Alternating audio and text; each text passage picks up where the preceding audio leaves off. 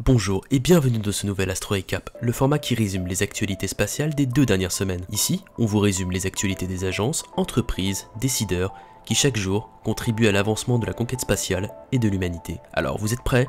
C'est parti.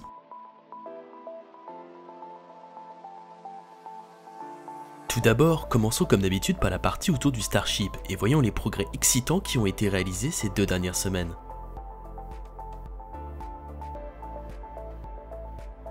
Commence tout d'abord par les nouveaux plans de vol que SpaceX a déposés à la FCC dans le cadre du vol de test orbital du Starship. Ces plans indiquent que le booster pourrait soit effectuer un retour partiel et atterrir dans le golfe du Mexique, soit effectuer un retour complet par une tentative de capture et de récupération avec Mekazila. Cela signifie que SpaceX peut faire une capture avec Booster 7, mais peut aussi atterrir dans le golfe. Ceci n'est pas encore confirmé. Le vaisseau quant à lui continuera jusqu'à une altitude de 250 km avant d'effectuer un atterrissage contrôlé dans le Pacifique.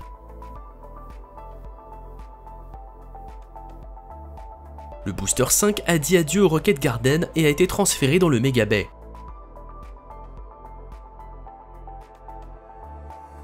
Les équipes de SpaceX ont ensuite découpé le réservoir de CH4 avec le réservoir de LOX et ils l'ont positionné à côté du Mega Bay avant d'être détruit.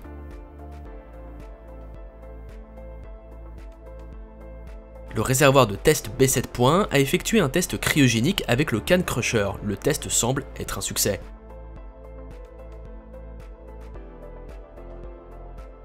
Le Booster 4, qui est rentré durant plusieurs semaines au site de lancement pour tester le pad orbital, a effectué un rollback jusqu'au Rocket Garden et a pris la place de B5.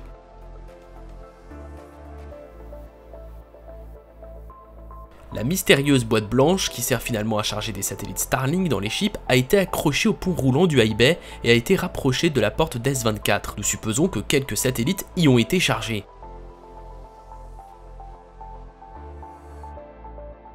Le Ship 24, qui a déjà effectué 3 tests cryogéniques avec le simulateur de poussée, s'est préparé dans le High Bay et a effectué un rollout jusqu'au site de lancement.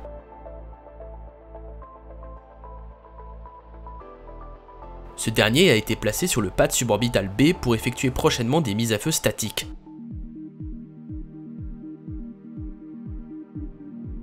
Le réservoir de méthane de B8 a rejoint son réservoir de LOX dans le Mega Bay.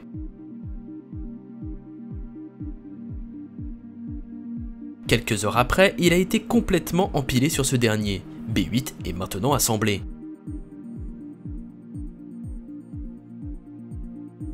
On part maintenant à Cap Canaveral où on a pu suivre la semaine dernière le rollout de la 3e section de la tour de lancement Mekazila.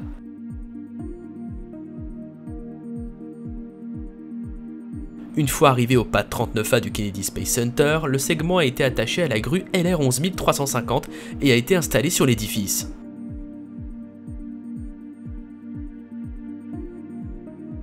Nous avons désormais terminé avec les actualités autour du Starship, mais avant de passer à la suite, n'hésitez pas à vous abonner à la chaîne YouTube et à mettre un pouce bleu, cela nous aide énormément.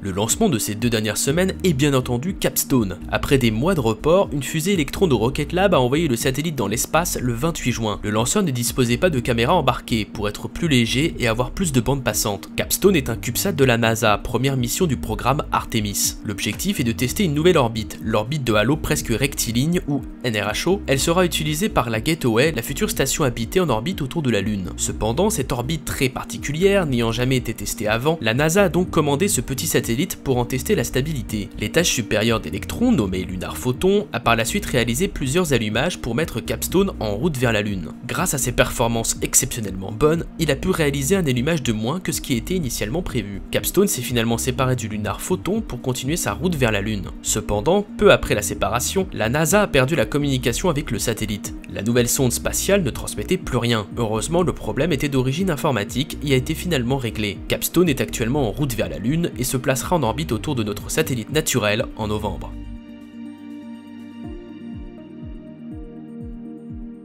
Le 29 juin, une Falcon 9 a été lancée depuis le complexe de lancement SLC-40 de Cap Canaveral. Elle a placé le satellite de communication SES-22 en orbite de transfert géostationnaire et nous a montré un très bel atterrissage, le second pour ce booster. Le seul autre lancement de SpaceX de ces 2 dernières semaines a eu lieu le 7 juillet, toujours depuis Cap Canaveral. La charge utile était composée de 53 satellites Starlink qui ont été placés en orbite avec succès.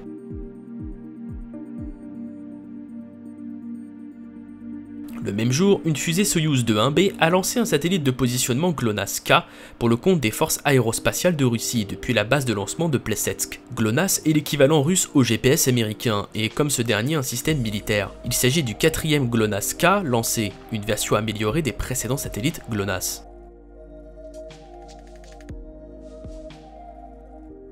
Le 12 juillet dans la nuit, le Boeing 747 nommé Cosmic Girl a décollé, transportant sa fusée Launcher One, qu'il a larguée au bout d'1 heure de vol. Il s'agit du 2e lancement de Virgin Orbit cette année avec son lanceur léger aéroporté. Il a placé avec succès 8 CubeSats en orbite, la majorité pour l'armée américaine.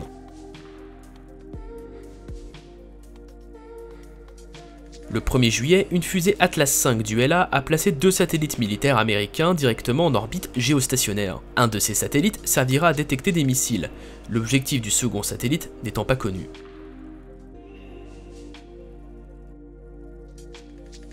Pendant ce temps, le SLS a fini sa répétition générale de lancement. Après un premier aller-retour entre le Vehicle Assembly Building et le pad tir 39B, la NASA a enfin réussi la répétition de son tout nouveau lanceur lunaire super lourd. Le lanceur est donc rentré au VAB et devrait subir environ 2 mois de préparation pour son futur vol orbital inhabité, la mission Artemis 1. La fenêtre de lancement se trouve entre fin août et début septembre.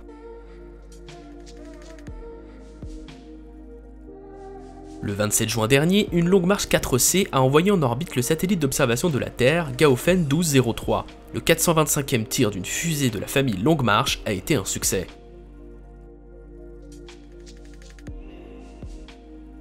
Le 30 juin, l'agence spatiale indienne a lancé sa fusée PSLV pour mettre en orbite le satellite d'observation de la Terre DSEO. En charge utile secondaire, il a placé 2 CubeSats, un qui servira à l'étude de la Terre et du Soleil, et un qui servira de prototype pour une future constellation d'observation de la Terre par radar. Chose intéressante, le 4e étage ne s'est pas désorbité. Il sert en effet de plateforme orbitale sur laquelle sont accrochées 6 expériences scientifiques.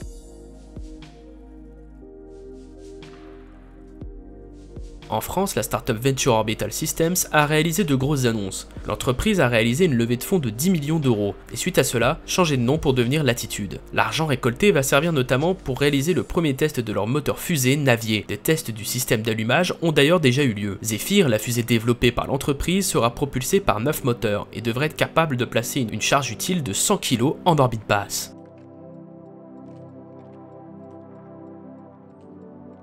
Dès demain à 7 h, nous pourrons assister en direct sur la chaîne au lancement du satellite militaire américain NROL 162 par une fusée Electron de Rocket Lab. 10 jours plus tard, le 22 juillet, une autre Electron devrait décoller avec cette fois le satellite NROL 199. L'heure du lancement n'a pas encore été annoncée, mais les 2 fusées sont déjà sur leurs 2 pas de tir du centre spatial de Maya en Nouvelle-Zélande.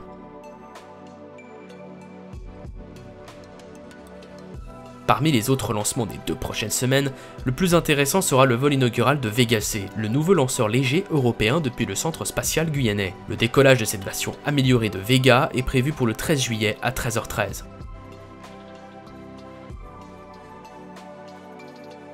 Le lanceur américain Alpha de Firefly Aerospace devrait aussi retourner en vol pour la seconde fois. Le vol inaugural en septembre 2021 de ce lanceur s'est soldé par une perte de contrôle puis une destruction de la fusée.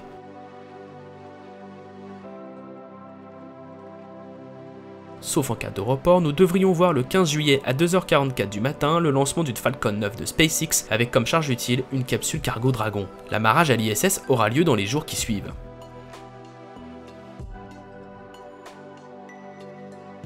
D'autres lancements auront lieu dans les prochaines semaines, donc tenez-vous informés en nous suivant sur nos réseaux sociaux. Cependant, en dehors de tous ces lancements, l'événement le plus important des 2 prochaines semaines est sans aucun doute la révélation des premières images du James Webb Space Telescope. Le télescope spatial avait été lancé le 25 décembre 2021 par une Ariane 5 et orbite le point L2 de Lagrange. Vous avez pu suivre avec nous les différentes étapes de son déploiement, de l'ouverture du bouclier thermique, ses premières images de test, de la calibration des instruments, et vous pourrez suivre avec nous en direct la révélation de ces premières images. Les clichés promettent d'être splendides.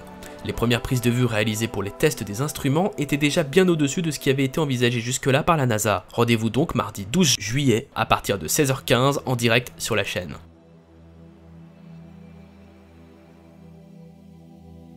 J'espère que ce récap vous aura plu, n'hésitez pas à faire part de vos remarques constructives en commentaire. Vous pouvez également rejoindre le serveur Discord si vous souhaitez rejoindre la communauté et nous suivre sur les autres réseaux sociaux pour ne louper aucune actualité spatiale. Si vous souhaitez ne pas rater les prochains contenus de la chaîne, je vous invite à souscrire à l'abonnement ainsi qu'activer la cloche pour être notifié. Merci à vous pour votre fidélité, à bientôt. 107 Power, contact 7